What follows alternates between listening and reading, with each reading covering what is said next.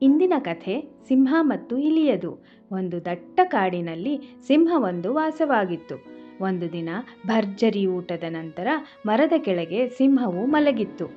ಸ್ವಲ್ಪ ಹೊತ್ತಿನಲ್ಲಿ ಇಲಿಯೊಂದು ಅಲ್ಲಿಗೆ ಬಂದು ಸಿಂಹದ ಮೇಲೆ ಆಟವಾಡಲು ಆರಂಭಿಸಿತು. ನಿದ್ರೆಯಿಂದ ಎಚ್ಚರಗೊಂಡ ಸಿಂಹವು ಕೋಪದಿಂದ ಎದ್ದು ಅಕ್ಕಪಕ್ಕದಲ್ಲಿ ಎಚ್ಚರಿಸಿದವರನ್ನು ಹುಡುಕಲಾರಂಭಿಸಿತು. ಅಲ್ಲಿ ಹೆದರಿ ನಡುಗುತ್ತಿದ್ದ ಇಲಿಯನ್ನು ಸಿಂಹವು ಕಂಡಿತು. ಅದು ಇಲಿಯ ಮೇಲೆ ಹಾರಿ ಕೊಲ್ಲಲು ಮುಂದಾಯಿತು. ಇಲಿಯು ತನ್ನನ್ನು ಬಿಟ್ಟು ಬಿಡುವಂತೆ ಕೇಳಿಕೊಂಡಿತು. ಸಿಂಹವು ಕರುಣೆ ತೋರಿ ಇಲಿಯನ್ನು ಕೊಲ್ಲದೆ ಬಿಟ್ಟಿತು. ಮುಂದೆ ಒಂದು ದಿನ ಬೇಟೆಗಾರನೊಬ್ಬನು ಸಿಂಹವನ್ನು ಬಲೆ ಹಾಕಿ ಹಿಡಿದಿದ್ದನು. ಅದನ್ನು ಕಂಡ ಇಲಿಯು ತಕ್ಷಣ ಓಡಿ ಬಲೆಯನ್ನು ಕಚ್ಚಿ ಹರಿದು ಸಿಂಹವನ್ನು ಬಿಡಿಸಿತು. ಅಂದಿನಿಂದ ಆ ಇಲಿ ಮತ್ತು ಸಿಂಹ ಸ್ನೇಹಿತರಾಗಿ ಜೊತೆಯಲ್ಲೇ ಕಾಡಿನಲ್ಲಿ ಸಂತೋಷವಾಗಿದ್ದರು. ಇದರ ನೀತಿ ಏನು ಹೇಳಿ? ಉಪಕಾರ ಮತ್ತು ಸಹಬಾಳ್ವೆ ಜೀವನವನ್ನು ಸುಗಮಗೊಳಿಸುತ್ತದೆ. ಇಂದಿನ ಕಥೆ ಹೇಗಿತ್ತು?